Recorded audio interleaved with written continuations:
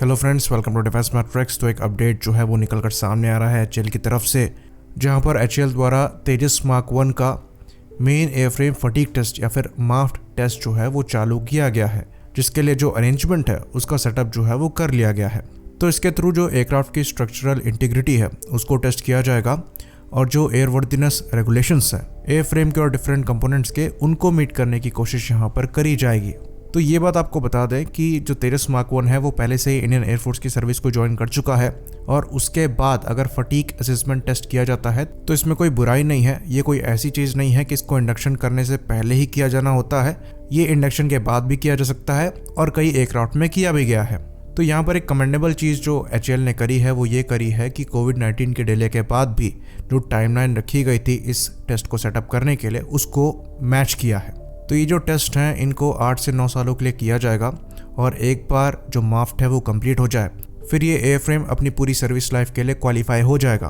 तो MAFFT test के अंतर्गत एयरफ्रेम को प्रूव करना पड़ता है कि वो अपनी एक्चुअल सर्विस लाइफ का 4 गुना चल सकता है। तो माफ्ट टेस्ट के सक्सेसफुली ख़त्म होने के बाद ही इसकी एक्चुअल सर्विस लाइफ को कमिट किया जा सकता है।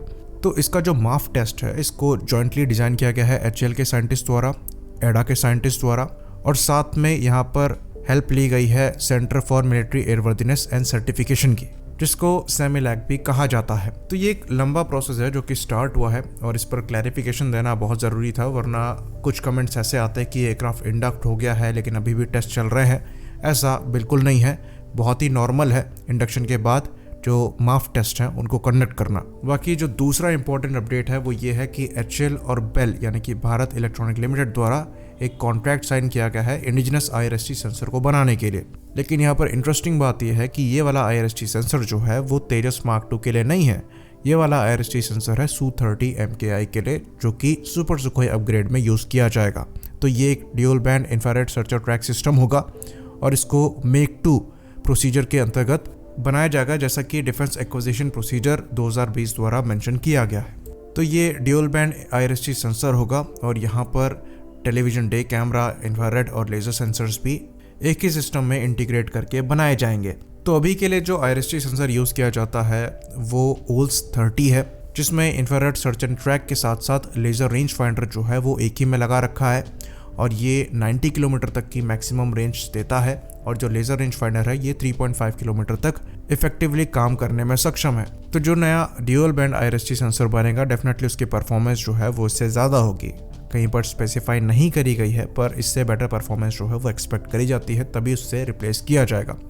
बाकी 100 के ऊपर इनका प्रोडक्शन जो है वो प्लान किया गया है और जो इनिशियल ऑपरेशन क्लियरेंस है इनके साथ वो 2023 तक प्लान करी गई थी, पर अब इसकी पॉसिबिलिटी थोड़ी कम लगती है और ऐसा लगता है कि ये 1-2 साल ज़्यादा हो सकती है।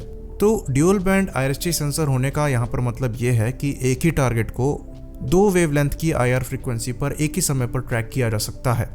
यूजुअली ये मिड वेव IR बैंड्स और लॉन्ग वेव IR बैंड्स होते हैं। तो 2 वेव बैंड यूज़ करने की वजह से जो टारगेट डिटेक्शन है वो ज़्यादा एक्यूरेट होता है और क्लटर के अगेंस्ट भी ये काफ़ी ज़्यादा बेटर जो है वो परफॉर्म करता है। इवन अगर काउंटर मेजर्स भी यूज़ करे जा रहे हों तो उसके अगेंस्ट भी ये ज़्यादा बेटर परफॉर्म करता है। तो डेफिनेटली एक परफॉर्मेंस बूस्ट जो है वो ड्यूल बैंड IR सेंसर को यूज़ करने की वजह से मिलेगा यहाँ पर। तो जैसा कि हमने आपको बताया था कि जो स्टेल्थ टारगेट्स होते हैं उनके अगेंस्ट में ये IRST सेंसर्स जो हैं वो ज़्यादा कैपेबल निकल कर सामने आते हैं इन कंपैरिजन टू जो रेडार्स हैं, क्योंकि स्टेल्थ फाइटर्स का जो रडार क्रॉस सेक्शन होता है वो काफ़ी ज़्यादा कम होता है, लेकिन अपना IR सिग्नेचर जो है वो नहीं छुपा पाते। तो ड्यूल बैंड IR सेंसर होने की वजह से जो डिटेक्शन है वो प्रॉपर हो पाएगा और जो फॉल्स अलार्म का रेट है वो भी नीचे जाएगा। तो एक रिजिड सिस्टम आपको मिलेगा ड्यूल बैंड IRST सेंसर के रूप में। और यहाँ पर जो समय है वो बहुत ज़्यादा नहीं लगना चाहिए, क्योंकि ये एक पैरेलल डेवलपमेंट है तेजस मार्क 2 के IRST सेंसर के साथ। बाकी एक और बड़े एडवांटेज की बात करें ड्यूल बैंड IR सेंसर की, वो ये है कि ड्यूल बैंड यहाँ पर होने की वजह से जो सोलर रिफ्लेक्शन की वजह से कभी कभी फॉल्स अलार्म आ जाते हैं उसके अगेंस्ट में काफ़ी अच्छा काम करता है, क्योंकि जो मिड वेव IR बैंड है वहाँ पर सोलर रिफ्लेक्शन काफ़ी ज़्यादा होते हैं, पर ये सप्रेस हो जाते हैं लॉन्ग वेव IR बैंड में। तो इसका डेवलपमेंट जो है वो देखने वाली बात होगी और काफ़ी इंटरेस्टिंग डेवलपमेंट है, इस पर नज़र बनाने की बहुत ज़रूरत है। इसी बात पर हम इस वीडियो को ख़त्म करेंगे। लाइक करिए, सब्सक्राइब करिए। जय हिंद।